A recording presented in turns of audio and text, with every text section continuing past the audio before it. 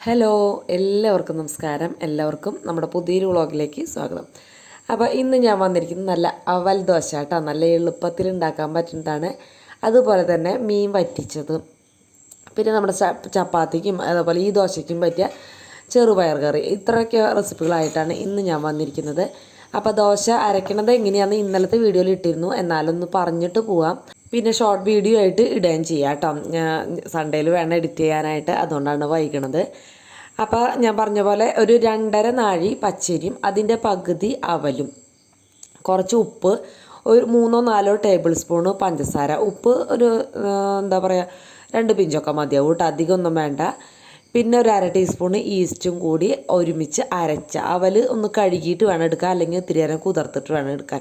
ഒരുമിച്ച് അരച്ച് ഇന്നലെ പൊങ്ങാൻ വെച്ചതാണ്. പൊങ്ങാൻ വയ്ക്കുമ്പോൾ എപ്പോഴും ഇത്തിരി വലിയ പാത്രത്തിൽ വെക്കുക കേട്ടോ. എന്ന് വെച്ചാൽ ഈ ഈസ്റ്റൊക്കെ ഇടുമ്പോൾ ചിലപ്പോൾ പെട്ടെന്ന് അങ്ങനെ പൊന്തി പുറത്തേക്ക് പോവും. അപ്പോൾ ഞാൻ എപ്പോഴും ഇത്തിരി വലിയ പാത്രത്തിലേക്ക് വയ്ക്കുക. അപ്പോൾ അതവിടെ ആക്കി വെച്ചിട്ടുണ്ട്. അപ്പോൾ ഒരു തവി കോരി ഒഴിച്ചിട്ട് നമ്മൾ ഒന്ന് ഹോളുകളൊക്കെ വന്നതിന് ശേഷം ഒന്ന് മൂടി വയ്ക്കുക. എന്നിട്ട് പിന്നെ ഒന്ന് മൂടി വെച്ച് അത് മോൾ ഭാഗമൊക്കെ വെന്ത് കഴിയുമ്പോൾ എടുക്കുക കേട്ടോ. ഒരു ചെറിയൊരു ക്രിസ്പിനെസ്സും എന്നാൽ നല്ല സോഫ്റ്റ് ആയിട്ടാണ്. ചെറുപയർ കറിക്ക് ഞാനിതാ കുക്കറിൽ ചെറുപയർ ഇട്ട് ഇത്തിരി ഉപ്പിട്ട് വെള്ളമൊഴിച്ച് വേവിക്കാനായിട്ട് വെച്ചിട്ടുണ്ട്. അപ്പോൾ അതിലിനി കാച്ച നേരത്താണ് ബാക്കിയുള്ളത് ആഡ് ചെയ്യേണ്ട ആവശ്യമുള്ളൂ. ഈ നേരത്തെ ചെയ്യണമെങ്കിൽ ചെയ്യാം, പക്ഷെ ഞാൻ എപ്പോഴും പൊടികളൊക്കെ മൂപ്പിച്ചിട്ടാണ് ചെയ്യാറ് കേട്ടോ. അപ്പോൾ അവൽ ദോശ കൂട്ടുകാർക്ക് പറഞ്ഞത് മനസ്സിലായി എന്ന് വിചാരിക്കുന്നു. ഇനി എന്തായാലും ഷോർട്ട് വീഡിയോ ഇടാൻ മറക്കില്ല. അപ്പോഴേക്കും നമ്മുടെ ചായ തിളച്ചിട്ടുണ്ട്. ചായയിലും പഞ്ചസാര ഫസ്റ്റ് തന്നെ ഇട്ട് വയ്ക്കുന്നതാണ് കേട്ടോ നല്ലത്. ഞാൻ മറന്നുപോയി, ഓരോന്ന് അടുപ്പത്തേക്ക് ആക്കണ തിരക്കിൽ ഫസ്റ്റ് പഞ്ചസാര ഇടാൻ മറന്നുപോയി. അപ്പോൾ ഷുഗർ ഇല്ലാത്തവർ വീട്ടിലുള്ളങ്ങി കേട്ടോ, അല്ലെങ്കിൽ ബുദ്ധിമുട്ടാണ്. ചായയിലും പഞ്ചസാരയൊക്കെ ഇട്ട് അതവിടെ മിക്സാക്കി വെച്ചു. ഇല്ലെങ്കിൽ ഇനി ഓരോരുത്തരൊന്നും പറഞ്ഞുകൂടാ. ചേട്ടൻ തന്നെയാണ് ചായ, ഞാനും ചേട്ടൻ തന്നെയാണ് കുടിക്കുക. പിള്ളേർ ചില നേരത്തൊക്കെയാണ് അങ്ങനെ ചായ ചോദിക്കുക. അങ്ങനെ നിർബന്ധം ഇല്ല കേട്ടോ, അവർക്ക് ചായക്കാണ് നിർബന്ധമില്ല. ഞാനങ്ങനെ ചായ കുടിപ്പിച്ച് ശീലിപ്പിച്ചിട്ടില്ല കേട്ടോ. അത് കാരണം കൊണ്ട് എനിക്ക് ആ ഒരു കാര്യത്തിൽ എളുപ്പമാണ്. പിന്നെ ശ്രീകുട്ടന് വല്ല തലവേദന അങ്ങനെയൊക്കെ എന്തെങ്കിലുമൊക്കെ ഉണ്ടാകുമ്പോഴാണ് പാൽച്ചായ നല്ല കടുപ്പത്തിൽ നിന്നൊക്കെ ചോദിച്ച് വരാറ് പതിവുള്ളൂ. ആദ്യത്തേന് ഒട്ടും ചായ കുടിക്കില്ല, വല്ലപ്പോഴാണ് ചായ ഒന്ന് കുടിക്കുക. ചിലപ്പോൾ ബ്രേക്ക്ഫാസ്റ്റിൻ്റെ കൂടെ അത് കട്ടൻ ചായ, പാൽച്ചായ വലിയ ഇഷ്ടമൊന്നുമില്ല ആൾക്ക്. അങ്ങനെ ചായയൊക്കെ തിളപ്പിച്ച് ഇറക്കി വെച്ചു. അതിനിടയ്ക്ക് നമ്മുടെ ദോശ ഉണ്ടാക്കിക്കൊണ്ടിരിക്കുന്നുണ്ട് കേട്ടോ. എന്ത് ബ്രേക്ക്ഫാസ്റ്റ് ആയാലും നമ്മൾ എഴുന്നേൽക്കുമ്പോൾ തന്നെ അതൊരെടുപ്പത്ത് മീഡിയം ഫ്ലെയിമിൽ വെക്കുക എപ്പോഴും. അപ്പോൾ പിന്നെ അത് ആവും ചെയ്യും. അതിനിടയ്ക്ക് നമുക്ക് കറികളും ബാക്കിയുള്ള കാര്യങ്ങളും ഒക്കെ ആക്കുകയും ചെയ്യാം.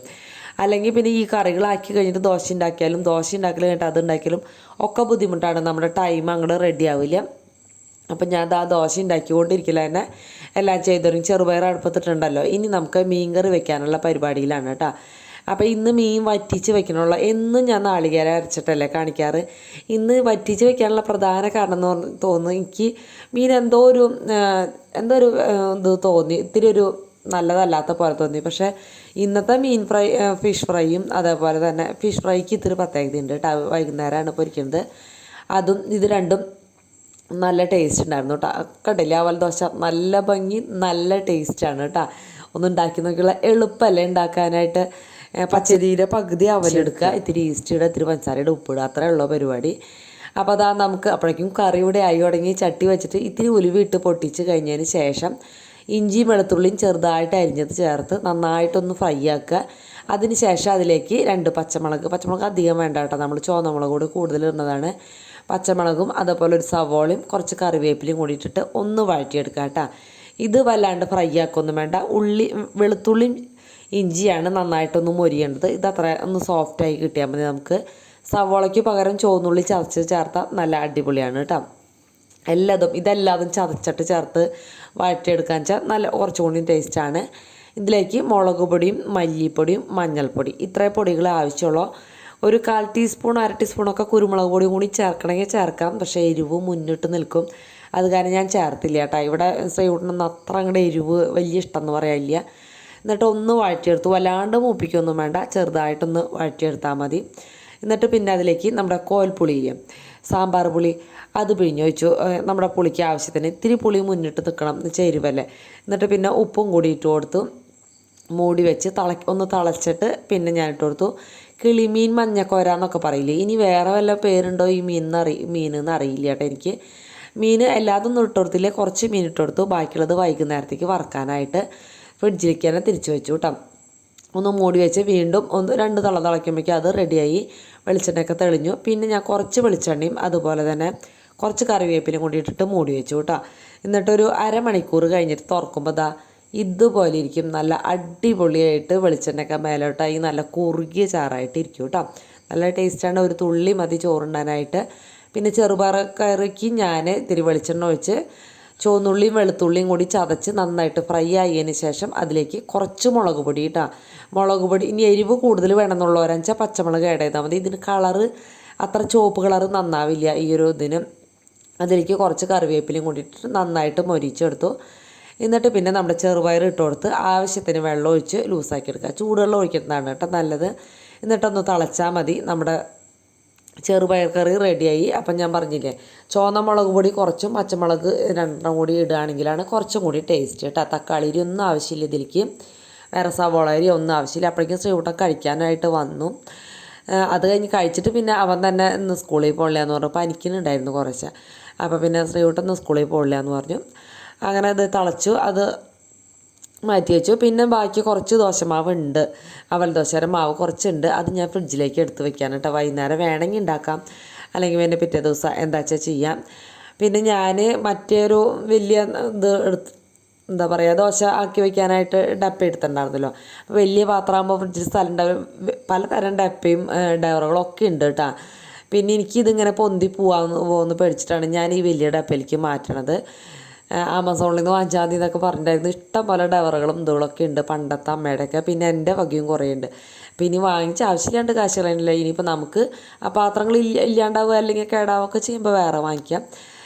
നല്ല അടിപൊളിയായിരുന്നു കേട്ടോ. ചെറുപയറും അവൽ ദോശയും നല്ല അടിപൊളി കോമ്പിനേഷനായിരുന്നു. അപ്പോൾ ഇഷ്ടമുണ്ടെങ്കിൽ ഇതൊന്ന് ഉണ്ടാക്കി നോക്കുക. ചെറുപയർ ചിലവർക്ക് ഇഷ്ടമുണ്ടാവില്ല, പക്ഷേ ഇവിടെ ചെറുപയർ എന്ന് പറഞ്ഞാൽ ഭയങ്കര ഇഷ്ടമാണ് കേട്ടോ. എന്നിട്ട് പിന്നെ ഞാനതൊക്കെ കാസറോളിലേക്ക് മാറ്റി വെച്ചു. പിന്നെ ആദ്യത്തെ എപ്പോഴും പലഹാരം തന്നെ കൊണ്ടുപോകുള്ളൂ. ഒരു 3 ദോശ അല്ലെങ്കിൽ 4 ദോശ, 3 കഴിക്കുള്ളൂ. പക്ഷേ കൂട്ടുകാർക്ക് ആർക്കെങ്കിലും കൊടുക്കണമെങ്കിലോ എന്ന് വെച്ചിട്ട് 1-2 ചിലപ്പോൾ ഞാൻ കൂടുതൽ വെക്കും കേട്ടോ.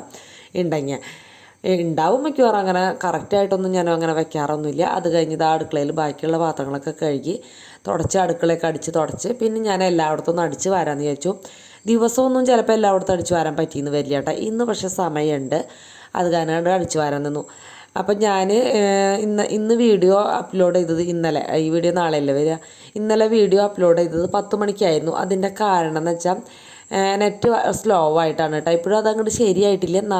ഈ വീഡിയോ മിക്കവാറും 10 മണിക്ക് കൂട്ടുകാർക്ക് കിട്ടിയിട്ടുണ്ടാവുള്ളൂ. അപ്പം ഞാൻ എന്തായാലും പോസ്റ്റ് ഇട്ട് വയ്ക്കാമെന്ന് വിചാരിച്ചു. കാത്തിരിക്കുന്ന കുറേ കൂട്ടുകാരുണ്ടെന്ന് പറഞ്ഞു. ബ്രേക്ക്ഫാസ്റ്റ് കഴിക്കുന്നതോടൊപ്പം എൻ്റെ വീഡിയോ കണ്ടിട്ട് ബ്രേക്ക്ഫാസ്റ്റ് കഴിക്കുന്നവരുണ്ടെന്ന് പറഞ്ഞു. തിരക്കുകളൊക്കെ കഴിഞ്ഞ് ബ്രേക്ക്ഫാസ്റ്റ് കഴിക്കുന്നതോടുകൂടി അപ്പോൾ പിന്നെ ഞാൻ പോസ്റ്റ് ഇടാൻ ഒരു ദിവസം കൂടി, ഈ ഒരു ദിവസം കൂടി ഒന്ന് ക്ഷമിച്ചാൽ മതി. പിറ്റേ ദിവസം ആകുമ്പോഴേക്കും ശരിയാവുമെന്ന് വിചാരിക്കണം.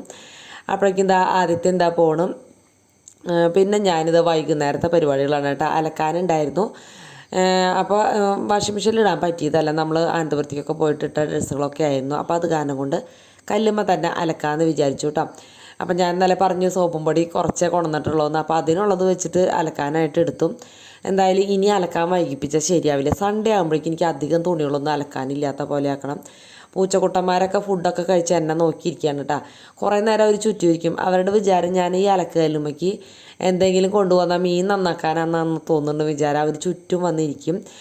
ചോറൊക്കെ കൊടുത്തിട്ടുണ്ടായിരുന്നു, ഒരു മീനെടുത്ത് പൊടിച്ചു കൂട്ടിയിട്ട്. മീനിൻ്റെ ചാറൊന്നും ഒഴിച്ചാൽ അവരങ്ങനെ ചോറുണ്ടില്ല. ഒന്നില്ലെങ്കിൽ ചെമ്മീൻ പൊടിക്കണം, അല്ലെങ്കിൽ സാധാ മീൻ പൊടിക്കണം. ചിക്കൻ്റെ തന്നെ കഴിക്കുള്ളൂ, അല്ലാണ്ട് പൊടിച്ചുകൂട്ടിയൊന്നും കഴിക്കില്ല. അത് കഴിഞ്ഞ് അതൊക്കെ അവിടെ വിരിച്ചിട്ട് കണ്ടിട്ട് കുളിയൊക്കെ കഴിഞ്ഞിട്ടാണ് പിന്നെ ഞാൻ അടുക്കളയിലേക്ക് വന്നത് കേട്ടോ. ഇനി എന്തായാലും ചോറ് ഒന്ന് ചൂടാക്കണം, മീൻ വറക്കണം. പിന്നെ ചെറുപയർ കാലത്ത് ഇത്തിരി കൂടുതലുണ്ടായിരുന്നു. അപ്പോൾ അത് ഞാൻ കുറച്ച് ഫ്രിഡ്ജിലേക്ക് മാറ്റിയിട്ടുണ്ടായിരുന്നു. മുഴുവൻ ഞാൻ കാച്ചിട്ടുണ്ടായിരുന്നില്ല. എന്നുവെച്ചാൽ വൈകുന്നേരം ആകുമ്പോഴേക്കും അത് അവിടെ അങ്ങനെ ഇരുന്ന് കേടായി പോകും.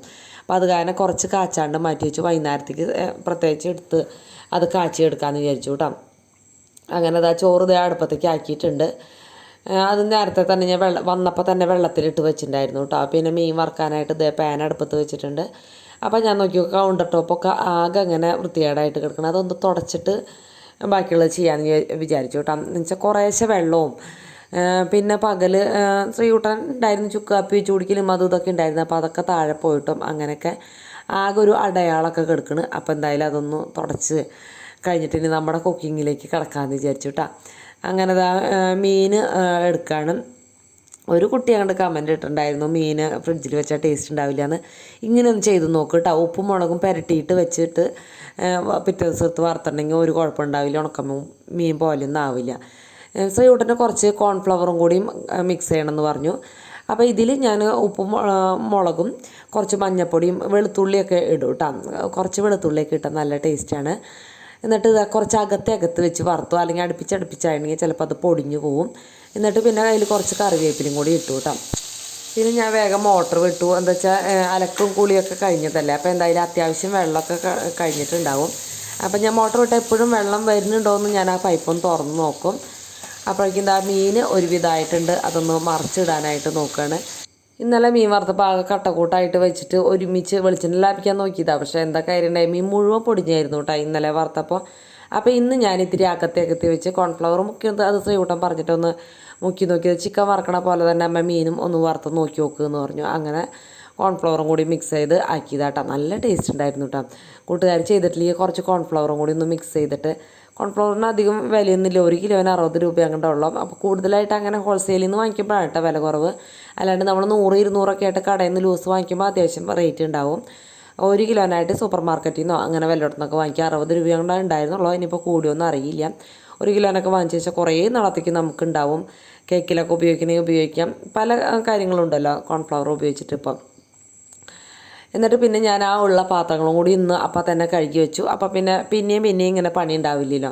പിന്നെ കുറച്ച് കറിവേപ്പില ലാസ്റ്റ് ഇട്ട് കൊടുത്തു. പിന്നെ അത് കോരിയെടുത്ത് മാറ്റി വെച്ചു കേട്ടോ. അപ്പോൾ വെളുത്തുള്ളി അതിൽ അരച്ച് ചേർത്തിട്ടില്ലെങ്കിൽ കുറച്ച് തോലോട് കൂടി കഴുകിയിട്ട് ഒന്ന് ചതച്ചിട്ട് കൊടുത്താൽ മതി. നല്ല ഫ്ലേവറാണ് കേട്ടോ, നല്ല ടേസ്റ്റാണ്. അങ്ങനെ വെളുത്തുള്ളി ചതച്ച് ആ വെളുത്തുള്ളി കഴിക്കാൻ തന്നെ അടിപൊളി ടേസ്റ്റാണ്. ആ പാത്രവും വേഗം തന്നെ ആ മീൻ വെച്ചായിരുന്ന ബോക്സും എടുത്ത് അപ്പം തന്നെ കഴുകി വെച്ചു. നമുക്കവിടെ നോക്കി നിൽക്കൊന്നും വേണ്ടല്ലോ, പണികൾ കഴിഞ്ഞിട്ട് വേഗം കിടന്നിറങ്ങാനുള്ളതല്ലേ. അപ്പോഴേക്കും ആ ചോറ് ചെറിയ തീയിലായിരുന്നു കിടന്നിരുന്നത്. അത് കാരണം ചോറ് ഇപ്പോൾ തിളച്ചിട്ടേ ഉള്ളൂ കേട്ടോ. അപ്പോൾ അത് ഞാൻ മുറ്റത്ത് കൊണ്ടുപോയി ഇങ്ങോട്ട് അരിപ്പ വെച്ചിട്ട് അങ്ങോട്ട് ഒഴിച്ചെടുക്കും. നമ്മുടെ വാഷ് ബേസിലാക്കിയിട്ടുണ്ടെങ്കിൽ ആ പൈപ്പൊക്കെ ഉരുകില്ല. അത് കാരണം കൊണ്ട് ഞാൻ മുറ്റത്ത് കൊണ്ടുപോയിട്ടാണ് ഇങ്ങനെ കുറച്ച് ചോറുള്ളപ്പോൾ ചെയ്യാം. അപ്പോൾ അത് ആ മീൻ വറുത്തതും ചോറും പിന്നെ നമ്മുടെ രാവിലത്തെ മീൻ കറിയും ഉണ്ട്. അപ്പോൾ ഇന്ന് അടിപൊളിയാണ് കേട്ടോ. അതേപോലെ തന്നെ ചെറുപയർ ഞാനൊന്ന് കാച്ചിയെടുത്തു. ഇത്തിരി ലൂസോടുകൂടി കേട്ടോ കാച്ചിയത്. വല്ലാണ്ട് ആക്കിയിട്ട് എടുക്കാന്ന് വെച്ചാൽ പകുതി അധികം അങ്ങോട്ട് വേവാൻ പാടില്ല. ഇത് നന്നായിട്ട് വെന്തിട്ടുണ്ടായിരുന്നു. അവിടെ നിൽക്ക് എവിടേക്കോ അപ്പോൾ ആദ്യത്തെ മുടി വെട്ടാൻ പോയേക്കായിരുന്നു കേട്ടോ. അത്ര വലിയ വെട്ടലൊന്നും വെട്ടിയിട്ടൊന്നുമില്ല. അപ്പോൾ അത് ആ സോപ്പ് പൊടി ഇഷ്ടം പോലെ വാങ്ങിച്ചു കൊടുത്തിട്ട് കുറേ നാളായിട്ട് ഞാൻ പറയണതാണ് കേട്ടോ. അപ്പോൾ ഇപ്പോൾ കൂടുതലായിട്ട് വാങ്ങിച്ചിട്ടുണ്ട് ഹോൾസെയിൽ കടയിൽ നിന്ന്. ചേട്ടൻ്റെ ഷോപ്പിൻ്റെ അപ്പുറത്ത് അങ്ങോട്ട് ഉണ്ട് എന്നൊക്കെ പറയുന്നുണ്ടായിരുന്നു. അപ്പോൾ ആദ്യത്തെ ചോറ് വിളമ്പാവുന്നു. അപ്പോൾ അത് മീൻ എത്ര എണ്ണം എടുക്കണം എന്നുള്ള ഒരു ഡിസ്കഷനിലാണ് കേട്ടോ ഞങ്ങൾ. ആദ്യത്തിനായാലും ശ്രീകുട്ടനായാലും അമ്മ എടുത്തു തന്നാൽ മതി, അമ്മ പറയണം എത്ര എണ്ണം എടുക്കേണ്ടതെന്ന്. നിങ്ങൾക്ക് ആവശ്യത്തിന് എടുത്തോ എന്ന് പറഞ്ഞാലും അവരങ്ങനെ ചോദിച്ചിട്ട് നിൽക്കും കേട്ടോ. നമ്മൾ മാത്രമല്ല ഉള്ളത്, നമ്മുടെ മക്കൾ കൂടുതൽ കഴിക്കുന്നതാണ് നമ്മളെപ്പോഴും ചിന്തിക്കുക. എല്ലാ അമ്മമാരും അങ്ങനെയൊക്കെ തന്നെയായിരിക്കും. അപ്പോൾ ആദ്യത്തിന് മീൻ കറിയൊന്നും വേണ്ട, ചെറുപയർ കറി അത്രയ്ക്ക് ഇഷ്ടമാണ്. അപ്പോൾ അവൻ ചെറുപയറും മീൻ വറുത്തതും മാത്രം എടുത്തു. ഞാൻ ആ മീൻ കറിയും കൂടി എടുത്തിട്ടുണ്ട്. അത് കഴിഞ്ഞ് നിങ്ങളെല്ലാവരും കൂടി ഇവിടെ ഇരുന്ന് ചോറുണ്ടു. അപ്പോൾ ഇഷ്ടപ്പെട്ടെങ്കിൽ ഒന്ന് ലൈക്ക് തരാൻ മറക്കരുത്. നാളെ രാവിലെ കാണാം. ഓക്കേ.